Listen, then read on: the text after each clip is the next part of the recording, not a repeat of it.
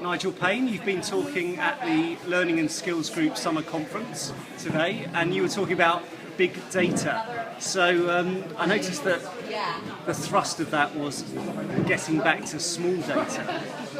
Kind of. So tell us, what exactly were you talking about? The thrust of it wasn't quite getting back to small data. The thrust of it was that this stuff is happening. It's already happening all over the companies that you work for. And you have a very simple and stark choice. You either get involved or you get irrelevant. That's your choice. And to get involved doesn't necessarily mean you have to become a statistician. It just means you have to be interested and that you have to get your hands not just on your data, but on everybody's data. Because there is not a single data set coming out of a company that doesn't somehow impact on learning. The key is to find out how, where and why it impacts on learning, what it tells you, what you can do about it. So the message is that in all big data endeavors, put the learning frame around for a little bit of time and see where that takes you.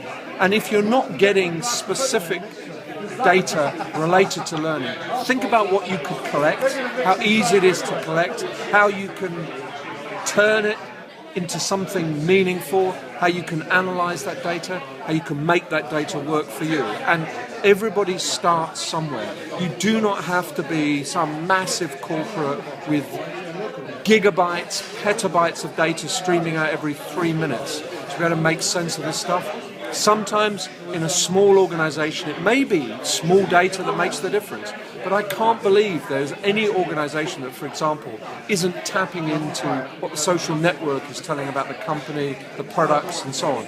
All of that stuff, properly analyzed, will lead you to a goldmine of skills and competence, absence or deficit that you can build upon, you can deal with. And if you can make that difference, you can say, we identified this deficit by analysing customers' data, we're trying to fix it, we'll run that data again and see what it's telling us. You have a golden line to the future.